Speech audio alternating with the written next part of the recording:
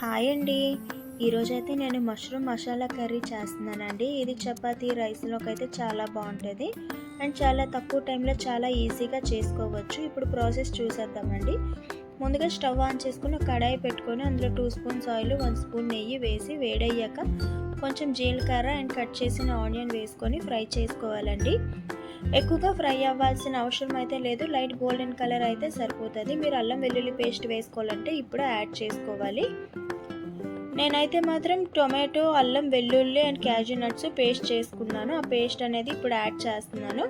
Add చేశాక ఒకసారి కదుపుకోవాలండి. ఇప్పుడు లో టు మీడియం ఫ్లేమ్ అడ్జస్ట్ చేస్తూ ఫ్రై చేసుకోవాలి, లేదంటే మాడిపోతుంది. ఇప్పుడు పేస్ట్ వేసాం కదా, ఇప్పుడు అందులో టేస్ట్కి తగినంత సాల్ట్ అండ్ మీ స్పైసీనెస్కి తగినంత కారం, కొంచెంగా పసుపు and 1 spoon garam masala, 1/2 spoon ధనియాల పొడి, 1/2 స్పూన్ జీలకర్ర పొడి వేసి ఫ్రై చేసుకోవాలి. ఆయిల్ పైకి తేలే వరకు ఫ్రై చేసుకోవాలండి. అలా అయితేనే టొమాటో అనేది పచ్చి వాసన ఉండదు, మంచిగా ఫ్రై అవుతుంది.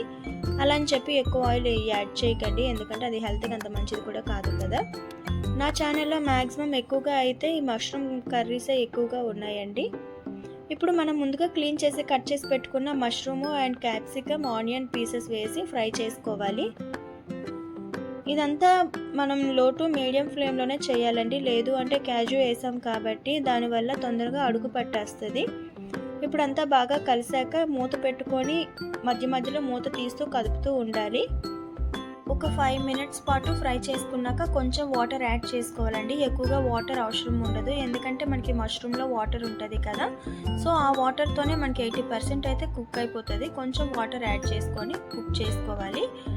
అండ్ ఇప్పుడు ఈ కార్తీక మాసంలో అయితే మాత్రం నాన్ వెజ్ తినని వాళ్ళకైతే ఈ మష్రూమ్ కర్రీ మాత్రం బెస్ట్ అని చెప్పొచ్చు. చాలా అంటే చాలా బాగుంటుంది అండ్ చాలా ఈజీగా తొందరగా చేసుకోవచ్చు. చూసారు కదా, మష్రూమ్ అయితే మాత్రం కుక్ అవుతుంది.